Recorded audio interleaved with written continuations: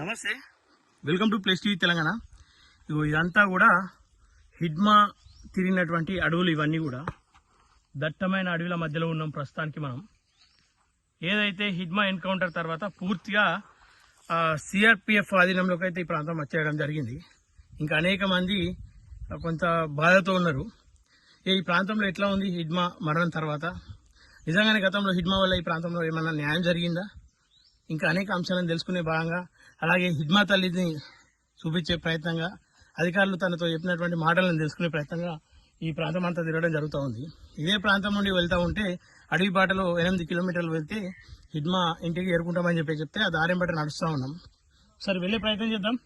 అలాగే హిడ్మా గురించి అనేక విషయాలు, అలాగే ఈ ప్రాంతంలో మావోయిస్టులు చేసినటువంటి అభివృద్ధులు కావచ్చు, వాళ్ళు చేసినటువంటి కార్యకలాపాలు కావచ్చు తెలుసుకుంటూ ప్రయాణం అయితే కొనసాగిస్తూ ఉన్నాం. చూసుకుంటూ వెళ్దాం. ఆ పూర్తి వీడియోను మీకు రేపు అందించే ప్రయత్నం చేస్తాం. ఎందుకంటే ఈ ప్రాంతంలో సిగ్నల్ లేవు. ఈ వీడియోను కూడా పంపడానికి దాదాపు ఎవరిదైనా ఈ ప్రాంతం వాళ్ళది. ఎందుకంటే ఈ ప్రాంతంలో ఎయిర్టెల్ నెట్వర్క్ అనేది రావడం లేదు. ఇక జియో తప్ప ఇక్కడ వేరే సిగ్నల్ రాదని చెప్తా ఉన్నారు. ఈ వీడియోను ఒకసారి షార్ట్ రూపంలో మీకు పంపించే ప్రయత్నం చేస్తా ఉన్నా. ఇంకా అనేక సమాచారాలు, ఇంకా అనేక విషయాలు, ఈ ప్రపంచానికి తెలియని విషయాలు, అంటే ఈ సమాజానికి తెలియని విషయాలను చూపించే ప్రయత్నంగా అడిబాట పడినాం.